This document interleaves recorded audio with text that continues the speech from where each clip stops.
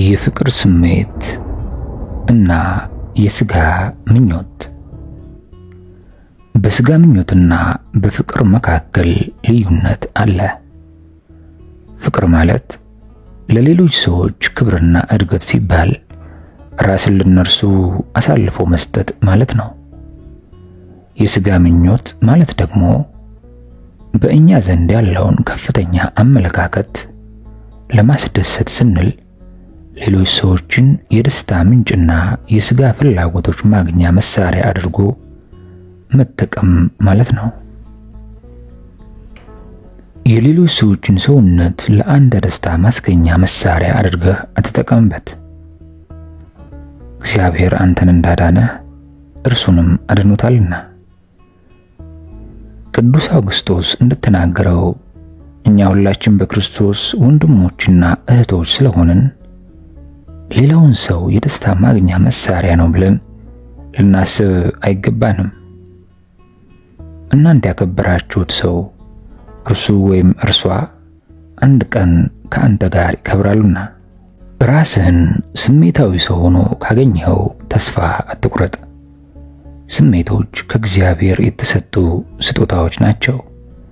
እነዚህ ስሜቶች ከተቀደሱ በክርስቶስ ውስጥ ለመኖር ይረዱናል። ስሜታዊ ሰዎች ካልሆናችሁ እግዚአብሔርንም ሆነ ፍጥረታቱን ልትወዱ አትችሉም። ንጽህና ማለት ከእግዚአብሔር የተሰጡንን እነዚህን ስሜቶች ማጥፋት ማለት አይደለም፣ ውስጣዊና ውጫዊ ኃይላቸውን ሁሉ መቀደስ ማለት እንጂ። አሁን እዚህ ላይ ስንደርስ መቀደሳችን የእግዚአብሔር ፈቃድ መሆኑን እንረዳለን። በሰውነታችሁ ውስጥ አንዳችም የረከሰ ብልት የለም። ሙሉ ለሙሉ እና ያለምንም እርኩሰት የተፈጠሩት በእግዚአብሔር ነውና። እኛ የእግዚአብሔር ፍጥረት ስለሆንን እርሱ እኛም መልካም አድርጎ ስለፈጠረን መልካም እረኛችን ነው። እግዚአብሔር ለልጆቹ ንጽህና ለምን ትኩረት እንደሚሰጥ ለመግለጽ አንድ ቀላል ንጽጽር ብናቀርብ ሊረዳን ይችላል። አንድ እናት ልጅ በወለደች በመጀመሪያው ቀን ሐኪሙ ልጁ እናቱን በመምሰሉ ላይ የገዛ አስተያየቱን ይሰጣል። ይሁን እንጂ ይነጥብ በልጁ አባት ላይ የቅናት መንፈስ ሊያሳድርበት ይችላል። እርሱ ሲመኝ የነበረው ልጁ እርሱን እንዲመስል ነውና። የወላጆቹ ውርርድ የሚጀምረው እዚህ ላይ ነው። እያንዳንዳቸው ልጁ እርሱን ወይም እርሷን እንዲመስል ስለሚመኙ። እነዚህ ተመሳሳይ የወላጆች ፍቅር ስሜቶች የእግዚአብሔር ወላጃዊ ፍቅር ጥላ ናቸው።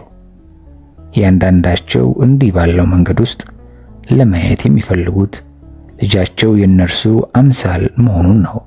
በሌላ ቃላት እነርሱ የሚያተኩሩት በሞራላቸውና በዋጋቸው ላይ ነው። ይህ የሚመጣው በልጅና በወላጆች መካከል ላይ ነው። አዎ እኛ ይህን ሁኔታ በነጻ ፈቃድ ያለምንም ቅራኔ የሚከውን ንጹህ የጋራ ፍቅር ውጤት ነው እንላለን። ፍቅር የአባትን ፈቃድ ከልጅ ፈቃድ ጋር አንድ ያደርጋል። ስለሆነም ይህ የእግዚአብሔርና የሰው ፈቃድ አንድ ፈቃድ ነው። የዚህ ውጤትም የእግዚአብሔር ልጆች ጨዋና የተከበሩ ሰዎች መሆናቸውን ብቻ ሳይሆን መንፈስ ቅዱስ የሚያድርባቸው ቅዱሳን አብያተ መቅደሶች በመሆን የእርሱን መልክ ስለሚገልጡም ነው። ከአዳም ውድቀት በኋላ በፍጥረቱ በሰው ላይ የተገለጠው የእግዚአብሔር መልክ ጎስቁሏል። ይሁን እንጂ አዲሱ አዳም መድኃኒታችን ኢየሱስ ክርስቶስ በሰዎች ጎስቁሎ የነበረውን መልክ ወደ ቀደመው ሁኔታ መልሶታል።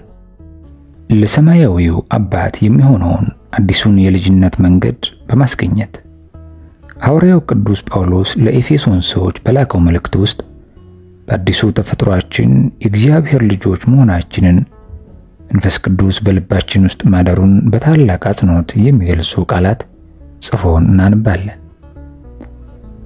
እንመላለስበት ዘንድ እግዚአብሔር አስቀድሞ ያዘጋጀውን መልካሙን ሥራ ለማድረግ በክርስቶስ ኢየሱስ ተፈጠርን ይላል ኤፌሶን 2:10።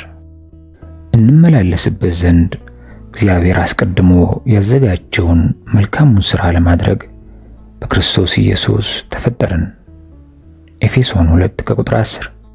እንግዲያስ ከእንግዲህ ወዲህ ከቅዱሳን ጋር ባላጋሮችና የእግዚአብሔር ቤተሰቦች ናቸው እንጂ እንግዶችና መጻተኞች አይደላችሁም ይላል።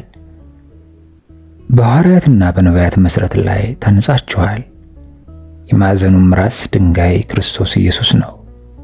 በእርሱም እናንተ ደግሞ ለእግዚአብሔር መኖሪያ ለመሆን በመንፈስ አብራችሁ ትሰራላችሁ። ኤፌሶን 2:19-22። ሁላችን የእግዚአብሔር ልጅ በማመንና በማወቅ ወደሚገኝ አንድነት ሙሉም ሰው ወደ መሆን የክርስቶስ ሙላቱ ወደሚሆን ወደ ሙላቱ ልክ እስክንደርስ ድረስ ቅዱሳን አገልግሎትን ለመስራትና ለክርስቶስ አካል ሕንጻ ፍጹማን ይሆኑ ዘንድ ይላል። እነዚህ ሐሳቦች ቅዱስ ጳውሎስ የሃይማኖት ትምህርት ላይ ጥልቅ ነገሮች ፈጥረዋል። ሳውል ቅዱስ ጳውሎስ ክርስቲያኖችን የሚያሳድድበት ጊዜ ስለ እምነቱ ቢጠየቅ ኖሮ እንዲህ በማለት ይመልስ ነበር። እኔ ጻድቅ ሰው ነኝ፣ ሕግን አውቃለሁ፣ የብሉይ ኪዳን ትንቢቶችን በቃሌ ሸምድጃቸዋለሁ፣ ጾማለሁ፣ እውነት ቀናተኛ ነኝ፣ ጎበዝ አቅኒና ሊቅ ነኝ። ቅዱስ ጳውሎስ የተነሳውን ኢየሱስ ክርስቶስን ሲያገኘው ግን ሙሉ ለሙሉ በተሳሳተ መንገድ ላይ መሆኑን አውቋል። በመሆኑም የእግዚአብሔር ልጅ በመሆን ከእግዚአብሔር ጋር አንድ ለመሆን ይናፍቅ ጀመር። ክርስቶስ አምሳያ ለመሆን አንድ አማኝ የመድከም ስሜት ሲሰማው ወይም ከዝሙት ከሴሰኝነት ጋር በሚያደርገው ውጊያ ውስጥ ኃይሉ ሲበዛበት እርሱ የእግዚአብሔር ልጅ መሆኑን ለማወቅ ይፈልጋል። እርሱ በንጽህና የውጊያ አውድ ውስጥ በራሱ ኃይል ብቻ ለመቆም የሚፈልግ ከሆነ ይሸነፋል። ከእግዚአብሔር መንፈስ ጋር የሚቆም ከሆነ ግን ያሸንፋል። አንድ ሰው ልጅነቱ ለእግዚአብሔር መሆኑን ካወቀ በእግዚአብሔር ጸጋ አማካኝነት ንስሐ ይገባና መንገዱን ይቀይራል። ከዚህ በኋላም ንጹሕና ለሕይወቱ ተፈጥሯዊ ሕግ መሆኑን ይገነዘባል። የእግዚአብሔር ልጅ መሆኑንና የኢየሱስ ክርስቶስ የአካሉ አንድ ብልት መሆኑን ከተነጋ ግን እርሱ ተፈጥሯዊ ሕግ የሚሆነው ግብረ ገብነት የጎደለው ጾታዊ ግንኙነት ይሆናል። በሌላ አገላለጽ ንጽህና ወይም ቅድስና ለአንድ ክርስቲያን የራሱ አይደሉም። በመስቀል ላይ ሞቶ ከተነሳ በኋላ መንፈሱን በመላክ ቤተክርስቲያንና የእርሷ አባላት የሆኑትን ያነጻው የኢየሱስ ክርስቶስ እንጂ። ቅዱስ አውግስጦን ከመለወጡ በፊት አባቱ መጥፎ ስራዎችን እንዲሰራ ያስገድደው ነበር፣ ዝሙትንና ሌሎች ተዛማች ድርጊቶችን። ንስሐ በሚለውና የራሱን ኃጢአት በተናዘዘበት መጽሐፍ ውስጥ የአንድ የወሮበላዎች ቡድን መሪ ነበር። እርሱ የጎረቤቶቹን የፓን ፍሬዎች እየሰረቀ ለእሪያዎች ያበላ ነበር። ቅዱስ አውግስጦስ ፍሬዎቹን የመብላት ምኞት አልነበረውም። የወሮበሎቹ ቡድን መሪ ሆኖ ሌሎች ጓደኞቹን ለስርቆት የሚያሰማራና ከነርሱ ጋር ሆኖ የመስረቅ ፍላጎቱን ለማሟላት እንጂ። ቅዱስ አውግስጦስ ለ12 ዓመታት ያህል ከሕግ ውጭ ከወለደው ወንድ ልጁ ጋር የኖረው እንዲህ ባለው ግልጽ ግንኙነት ውስጥ ነበር። ይሁን እንጂ ቅዱስ አውግስጦስ ንስሐ ለመግባትና እግዚአብሔር አምላክ እውነተኛውን የቅድስናና የንጽህና ሕይወት እንዲያድለው በመመኘት በየዕለቱ ወደ እርሱ ይጸልይ ነበር ተብሎ ይነገር ነበር። ይህን ቢያደርግም በመጀመሪያ ፍላጎቶችን ማሟላት ስላለብኝ ይህን ነገር ዛሬ አድርግብኝ ይል ነበር። እርሱ ይህንን ሕይወት ለመምራት ገና እርግጠኛ አልነበረም። ከዕለታት አንድ ቀን ግን ስለ ታላቁ አባት ስለ ቅዱስ እንጦንስ ሰማ። ከዚያም እርሱ ፈላስፋ ሆኖ በንጽህናና በቅድስና መኖር ሳይችል አንድ ተራ የቅብጥ ሰው ያለምንም የትምህርት ማስረጃ ታላቅ መሪ በመሆን እንዴት ሰዎችን ወደ እግዚአብሔር መንግሥት ሊስብ ቻለ በማለት ተደነቀ። ይህ ሁኔታ ያስከተለውም ቅዱስ አውግስጦስ ከአንዲት ዛፍ በታች ተንበርክኮ ንስሐ እንዲገባ ማድረጉ ሆነ። ቅዱስ አውግስጦስ በጥልቀት ሲያለቅስ የተመለከተው ጓደኛው አለጲዮስም ንስሐ ገባ። ወደ እርሱ አዘውትራ ትመጣ የነበረችው ዘማዊ ሴት የሕይወቱ መንገድ ሙሉ ለሙሉ መቀየሩን ስትመለከት ተደነቀች። እርሷ የቤቱን ደጃፍ ስትቆረቆር ስለሰማ ማንን እንደምትፈልግ ሲጠይቃት በመገረም ውስጥ ሆና አውግስጦስን ነው ብላ መለሰችለት። እርሱም አውግስጦስ ሞቷል አላት። እርሷም የምሰማው የአውግስጦስን ድምጽ ነው አለች። አውግስጦስም አውግስጦስ ሞቷል፣ በእርሱ ውስጥ የሚናገረው ክርስቶስ ነው ብሎ መለሰላት። ከዚህ በኋላ እርሷ ንስሐ ገብታ ታላቋ እናት ተብላ ለመጠራት ስትበቃ እሱ ደግሞ ታላቅ አባት በመሆን ብዙዎችን በማጽናትና ወደ ቅድስና ሕይወት ሊመራ በቅቷል። ንጽሕና በሙሴ ሕግ ውስጥ በኦሪት ዘሌዋውያን መጽሐፍ ውስጥ ለመስዋዕት የሚረጭ ደም አማካኝነት ሕግጋቱና ሥርዓቶቹ እንደሚቀድሱ እንማራለን። ከዚህ በተጨማሪ ብዛት ያላቸው የሰውነትና የነዋየ ቅዱሳትን የማንጻት ሕግጋት አሉ። የማንጻትና የንጽሕና ዓላማ በዚሁ ተመሳሳይ መጽሐፍ ውስጥ ተገልጧል። እኔ እግዚአብሔር አምላካችሁ ነኝና ሰውነታችሁን ቀድሱ፣ ቅዱሳንም ሁኑ፣ እኔ ቅዱስ ነኝና። እንግዲህ እኔ ቅዱስ ነኝና እናንተም ቅዱሳን ሁኑ። እኔ እግዚአብሔር ቅዱስ ነኝና ለእኔም ትሆኑ ዘንድ ከአሕዛብ ለይቻችኋለሁና ቅዱሳን ትሆኑልኛላችሁ ይላል። በዘሌዋውያን ምዕራፍ 11 ከቁጥር 44 እስከ 45 የሥጋ ምኞቶችን በመቃወም በሚደረግ ባዘመመ ትግል መካከል አንድ ግልጽ የሆነ ልዩነት ሊኖር ያስፈልጋል። አፍላ ወጣቶች ሳላችሁ መጥፎ በሆኑ ሐሳቦች መጠቃታችሁ ግድ ነው። በዚህ ጊዜ እንዲህ ያለው ሁኔታ የተለመደ ነገር ነው የሚል ስሜት ይሰማችኋል። ጥቃቶቹም ከሰይጣን የሚመጡ ውጫዊ ጥቃቶች መሆናቸውን አታውቋቸውም። በሥጋዊ ምኞቶች አማካኝነት በሚመጡ በእነዚህ ጥቃቶች ውስጥ ቅድስት ሥላሴ ሥራ እንደሚያስፈልጋችሁም ታውቃችኋል። በዚህ ጊዜም ከእግዚአብሔር አብ ከእግዚአብሔር ወልድና ከእግዚአብሔር መንፈስ ቅዱስ ጋር ኅብረት በመፍጠራችሁ ሐሴት ታደርጋላችሁ። ይህ አክሊል የመቀዳጃ አንዱ ምክንያት ነው። ስለዚህ እነዚህን የሥጋ ምኞቶች አትቀበሏቸው። ወደ ኢየሱስ ክርስቶስ ሸሽታችሁ በመሄድም በእርሱ ውስጥ መጠለያችሁን አግኙ። በሥጋ እስካላችሁ ድረስ በመንፈሳዊ ውጊያችሁ ውስጥ አሸናፊ ለመሆን ታገሉ። በልባችሁ ውስጥም ውጊያ ካለም ተሸናፊነት አይሰማችሁ። ይልቁንም የመድኃኒታችን የኢየሱስ ክርስቶስ ሕያው አባልና እውነተኛ ወታደሮች መሆናችሁ ታውቃችሁ። በዚህም እናንተን የሥጋ ስሜቶች ባሪያዎች ለማድረግ የሚሞክሩትን ተቃዋሚ ኃይላት ትዋጓቸዋላችሁ። ቅዱስ ጳውሎስ ኃይልን በሚሰጠኝ በክርስቶስ ሁሉን እችላለሁ ይላል። እኔ አልችልም የምትል ከሆነ በሕይወቱ ውስጥ ለሚሠራው ለእግዚአብሔር ኃይል ሥራ እንቅፋት ትሆናለህ። በአንተ ውስጥ የሚሠራውን ድንቅ የመንፈስ ቅዱስ ሥራም ትዘነጋለህ። ይህን በማድረግም መንፈስ ቅዱስን ትቃወማለህ። ስለ ድካምህም እርሱን ትከሰዋለህ። እናንተ በእግዚአብሔር ዓይኖች ፊት እጅግ የተከበራችሁ ሰዎች ናችሁ። እርሱ ለእናንተ ሕጉንና ነቢያቱን የላከላችሁ የድኅነታችሁ መንገድ ያዘጋጀላችሁ አምላክ ነው። እግዚአብሔር አምላክ ሥጋችሁንና ነፍሳችሁን በገነት ውስጥ ሊያከብርላችሁ ይፈልጋል። የውስጣዊ ሰው ንጽሕና ለእናንተም ጠጉርን በመሸረብና ወርቅን በማንጠልጠል ወይም ልብስን በመጎናጸፍ በውጭ የሆነ ሽልማት አይሆንላችሁ። ነገር ግን በእግዚአብሔር ፊት ዋጋው እጅግ የከበረ የዋህና ዝግተኛ መንፈስ ያለውን የማይጠፋውን ልብስ ለብሶ የተሰወረ የልብ ሰው ይሁንላችሁ። አንደኛ ጴጥሮስ ምዕራፍ 3 ከቁጥር 3 እስከ 4። በዚህ ጥቅስ ላይ ቅዱስ ጴጥሮስ የሚናገረው ስለ ሴቶች ነው። እነርሱ ከወንዶች ይልቅ ለውበታቸው ይጨነቃሉ። ስለ ንጽሕና ስንናገር ንጽሕና ከሴሰኛ ድርጊቶች ወይም ሐሳቦች ንጹህ መሆን አለበት ብለን መመልከት ብቻ የለብንም። ንጽህና ውስጣዊ ሕይወታችንን የተሰወረውን የልብ ሰው መንካት አለበት። ቅዱስ ጳውሎስ የተናገረው ስለ ውስጣዊ ልብ ወይም ስለ ውስጣዊ ሰው ነው።